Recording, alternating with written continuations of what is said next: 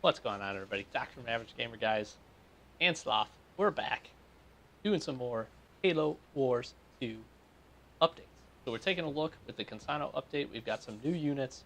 We're also taking a look at all of the balance changes, how they affected each of the specific units, like we've done in the past with our unit comparisons. We've got our handy dandy awesome spreadsheet up, which has been updated a little bit. So we've added in a new column, column D. If you take a look at it, we're linking it down below. I'm also going to link the post that I'm going to talk through here in a second down below as well. But column D is now the Kinsano balance update, time to kill. Obviously, again, one thing we can't really control is veteran level, so we've annotated that.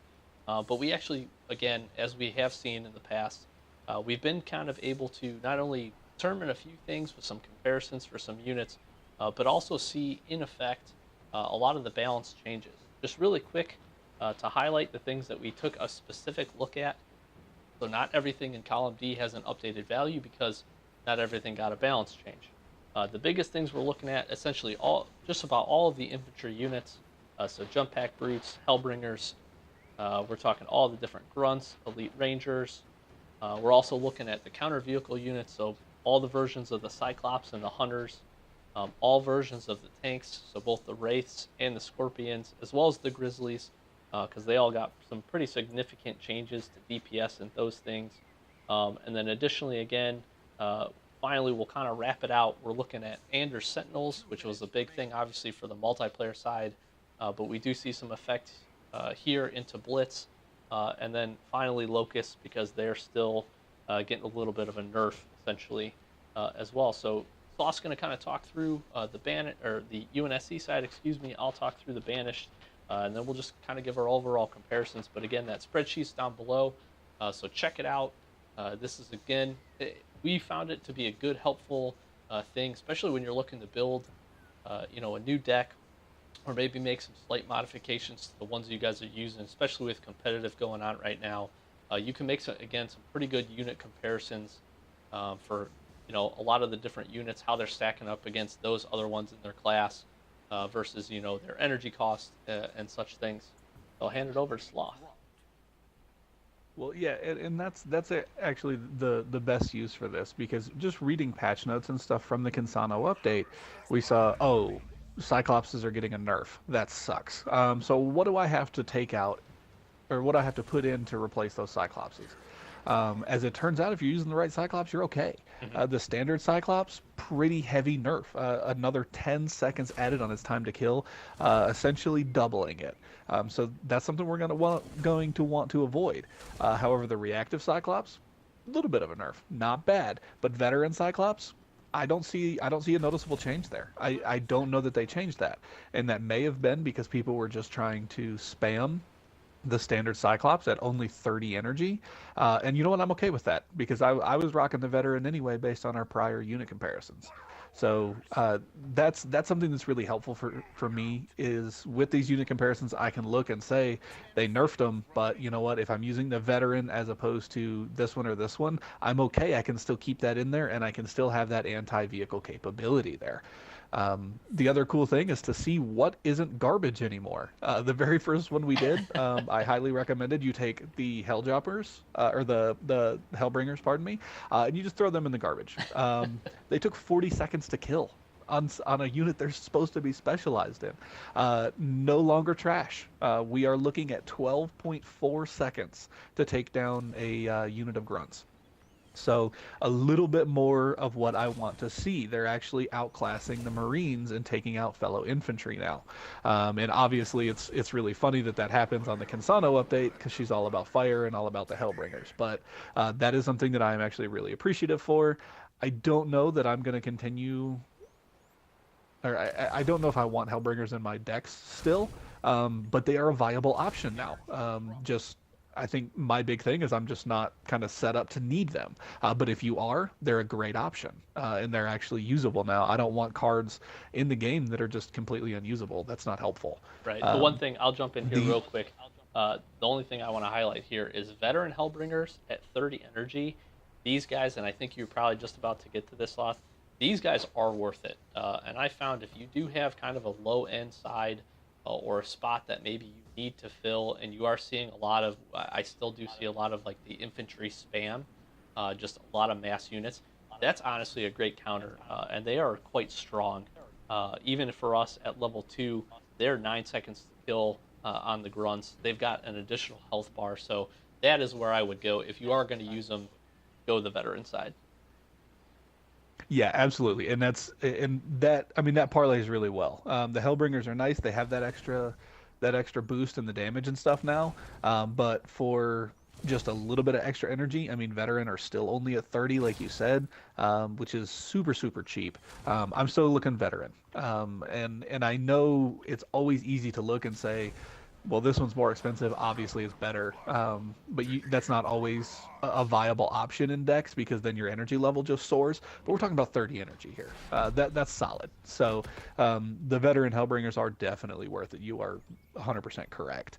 The thing that I think is going to help Forge and Isabel especially is we saw a pretty sizable boost to the Scorpion variants. Yep. Isabel, not as much. She gets about 3.2 seconds taken off her time to kill for the Lockdown Scorpion, but that does not take into account the shock ability. So that's going to be a big boon to that Lockdown Scorpion. But the Grizzly, the almighty Grizzly, is down to 10.6 seconds to kill. That thing is nasty. Super strong. Forge kind of got a little bit of a nerf, at least in the standard multiplayer in this last one, with his economy being changed a little bit because he was just kind of raking in the dough a little too quickly. But this is a big boon to him. I think he's still coming out probably even on this in standard multiplayer and definitely ahead in Blitz. And Anders, we've tweaked the Sentinels. We see that there's a tweak there. Like the Aggressor Sentinel, for instance, we saw it go up on veteran level since last time we tried this, but it actually has the exact same time to kill now. So they basically lowered it by 1 level, if you want to think about it that way. That's been its nerf. And the Protector Sentinel, still not worth it. I mean, 31.6 seconds. It's 2 levels up, and it only got a 5-second boost. So how much of that is veteran level and how much is it tweaked? It's not been tweaked much, is what that tells me. Right. So I'm still not gonna bother with the Protector Sentinels in any of my my Unders decks, that's for sure. So those are the big major changes on the UNSC side. Yeah, the only other things we'll highlight, obviously, we added in Flame Warthog and Veteran Flame Warthog. I've been a proponent from the beginning for the Veteran Flame Hog. I love this unit. To be honest, the extra 30 energy at 100, it gets an additional health bar over the regular Flame Warthog. I like the Veteran side of it. It's almost cuts it in half for the time to kill. The additional range makes the unit really good, to be honest with you.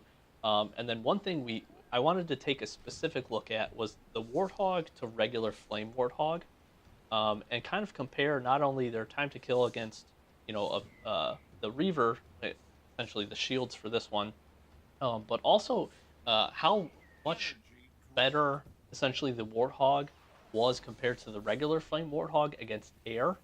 Here's the problem. So the Flame Warthog, it can shoot air.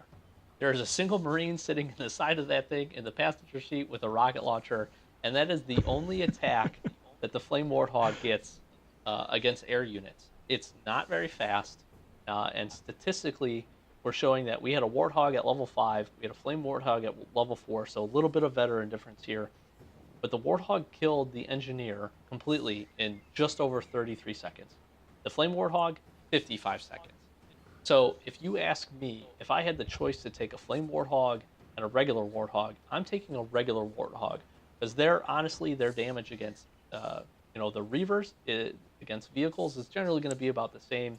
We could accumulate the kind of 4-second difference here to maybe the veteran level for the Warthog. But at 10 less energy, I'm going to take the Warthog, honestly. It's an all-around better unit. Now, again, I just talked about how awesome the Veteran Flame Hog is, so that's where I want to use that. And that's the reason I'm going to pick that over the regular Flame Warthog. And then additionally, we threw in the stats all the way at the bottom for Kinsano. One thing we did want to take a look at, she seems to kind of set herself a little bit into the middle. Obviously, we've got, again, a little bit of a veteran level difference because just picking her up, we've only got her at level 1. But she kind of falls in the middle for the rest of the UNSC leaders as far as time to kill, at least for the Wolverine, the Cyclops. She kind of does okay against Douglas.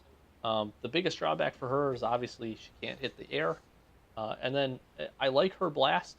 We were going to try to take a look at this, but we didn't get any real good statistical evidence for blast to see if hers went off a little bit faster. It seems like it does. No real statistical data for that. But overall, good leader. The one thing I talked about in the 2v2 competitive that we did, if you haven't seen that one, check that video out. But her flame wall ability, comparatively to some of the, especially the Spartans, and even Forge's Warthog, I'm not a fan of flame wall ability in Blitz mode. Reason for that being is too easy to get outside of, and it kind of freezes her for the few seconds that she's using it. So for me, she kind of ticks down maybe one notch for that, because you obviously want a leader with a usable, good ability, and hers, in my opinion, unless you're like fighting a huge force and they have to take a point that maybe you're on, I don't really see you using flame wall, to be honest. Yeah. So with that being said, we'll hop over to the Banished side. Nothing real significant here that we didn't really understand or get into the patch notes. We see, honestly, the Elite Rangers as well as the Assault Elites, they're getting a little bit of a bump up, a couple seconds off their time to kill. Obviously, again, veteran level here, might have a slight bit to deal with it, but it does seem like they're a little bit more in line with the Sniper, which is kind of what they wanted to do. So I think they did a good job there. Jump Pack Brutes, they got a little bit better, but again, we had some differences as far as the veteran level there as well. The biggest thing I think that we were really able to see is the Hunters. Again, we talked about how the Cyclops got a little bit worse. Hunters, the same thing happened. So not only did our Hunters go up a veteran level, they also took an additional almost 3 seconds for time to kill in addition to that. So I think they're still a viable unit. You still need them. They're still going to do what they need to do against vehicles. I just don't think they're going to be as dominant as we've seen. And as we kind of talked about with the Scorpions, the Wraiths actually made some pretty significant jumps here as well, which is neat because, again, we want these tanks to be better, especially if you're putting all that energy into them. We want them to go, we want them to be able to, one, survive a little bit, but also really deal some damage like they should. And we see some pretty significant jumps for both the Wraith and the Ironclad Wraith. About 7 seconds for the regular Wraith, about 5 seconds for the Ironclad. Again, we've got one additional veteran level, so I won't say it's all due to that. I think it's because, obviously, again, they've increased their DPS. And then, as we talked about a little bit at the beginning, both the Locusts and the Blood Fuel Locusts, they've taken a little bit of a nerf and increased. The best way for us to describe this and see this data is Blood Fuel Locusts. For me, we're still at level 2, so we tested them at 2. We tested them again with this balance update. It takes an additional 3.4 seconds to kill. So I don't think they're still a good unit. They've reduced the range a little bit, which I think is going to help kind of set them back into where they need to be. Still a good overall unit, something that you can definitely include, but just kind of keep that in the back of your mind. They're not going to be quite as dominant as they have been. Right on. That's a decent amount of changes we saw in this last one, and it was a little bit of work messing with them and changing all them. But I do hope these all help you guys out a lot. Yeah, we've absolutely enjoyed it. I got a little surprise for Sloth here because I see he has a surprise for me. Oh, I didn't want to take that. Dang it. Oh no! I screw it up again. I was gonna Spartan slam with 13 Douglases. So we had to do that at the end there to have a little bit of fun after all that hard work. So we do really hope that all that stuff helps you guys. Nice to have some good hard numbers in front of you to kind of mess things mess things up and mess things around. I don't know what I was going for there. To change things around and stuff and make sure you're fielding the best deck you can. Yeah, absolutely. Like I said, that spreadsheet will be down below. Check out our other unit comparison videos that'll kind of show you how we tested this stuff and what we're kind of using as the statistical data. And then look forward to us again. We got a Kinsano build coming out here pretty soon if it's not already up. And then some additional stuff we're looking at for obviously Blitz mode and regular multiplayer to kind of continue to look at these balance changes, the improvements, and really this game in kind of a deep dive. So hopefully you guys enjoyed. Let us know if the spreadsheet was helpful. Let us know what your biggest takeaways from this this new balance change update is. And if there's any units that you found that you're having a lot of really good success with, let us know that stuff down below. We've got a great community vibe here. We really enjoy talking to you guys. So all the feedback has been really, really awesome. We want to obviously continue that conversation. So check all that stuff. I've been Doc, that's been Sloth. For Average Gamer Guys, thank you so very much for checking this one out. If you're new to the channel, make sure to subscribe, follow us on Twitter, join the Average Gamer Guys Club on Xbox. Got a lot of stuff going on. We really want to thank all of you guys. We hope you enjoyed, and we'll check you in the next video.